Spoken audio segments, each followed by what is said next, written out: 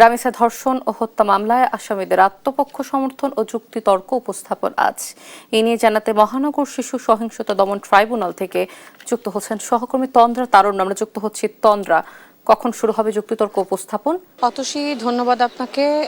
আজকে সকালেই কিন্তু শিশু রামিসা ধর্ষণ ও হত্যা মামলার আসামিদেরকে আজকে প্রিজন ভ্যানে করে নিয়ে আসা হয়েছে ঠিক সকাল 8টা থেকে 8:30টার মধ্যে, এবং এরপর তাদেরকে হাজতখানে রাখা হয়েছিল। এবং ঠিক কিছুক্ষণ আগেই কিন্তু তাদের দুজনকে, অর্থাৎ আসামি সোহেল রানা ও তার স্ত্রী স্বপ্না খাতুনকে কিন্তু কিছুক্ষণ আগেই আদালতে তোলা হয়েছে। এবং একটু জানিয়ে রাখি যে এই মিরপুর পল্লবীতে 8 বছর শিশু রামিসাকে ধর্ষণ ও হত্যা মামলায় আজকে কিন্তু এই আসামিরা ফৌজদারি 342 ধারায় কিন্তু তারা আজকে আত্মপক্ষ সমর্থনের জন্য তাদেরকে আদালতে আনা হয়েছে। এবং আজকে তারা নিজেদের পক্ষের আসলে আসামিদের, তারা যে ধর্ষণ ও হত্যা মামলায় যার জন্য তারা অভিযুক্ত, তারা কিন্তু সেখানে নিজেদের নিজস্ব অবস্থান কিন্তু তারা তুলে ধরবেন আজকে আদালতের সামনে, এবং সেই জন্যই আজকে তাদেরকে আদালতে আনা হয়েছে। একটু জানিয়ে রাখি যে এর আগে গতকাল কিন্তু প্রায় 18 জনের মধ্যে বা 17 জনের মধ্যে 16 জনের সাক্ষী আসলে নেওয়া হয়েছিল এবং জবানবন্দি নেওয়া হয়। এবং এটি কিন্তু দেশের ইতিহাসে এই প্রথমবার কিন্তু এরকম রেকর্ড করে আর সকাল থেকে একদম বিকেল পর্যন্ত প্রায় 16 জনের একই দিনে সাক্ষ্য নেওয়া হয়েছিল।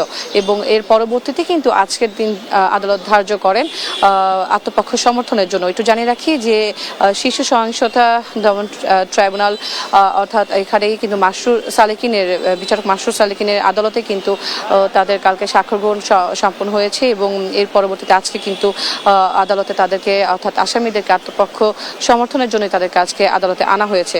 এবং এই যে আজকে আদালতে তাদেরকে আনা হয়েছে, এবং আজকেও কিন্তু এখানে রামিসার পরিবারের স্বজনদের, তাদের মধ্যেও উপস্থিতি কিন্তু তারা রয়েছে। এবং গতকালকে একটি বিষয় যেটি না বলি না, যে গতকাল কিন্তু যখন 16 জন সাক্ষ্য দিচ্ছিলেন, 16 জন প্রায় তাদের মধ্যে অনেকেই ছিলেন তার পরিবার স্বজন ছাড়াও প্রতিবেশী এবং সংশ্লিষ্ট কিছু মানুষজন ছিলেন যারা কালকে সাক্ষ্য দিয়েছিলেন।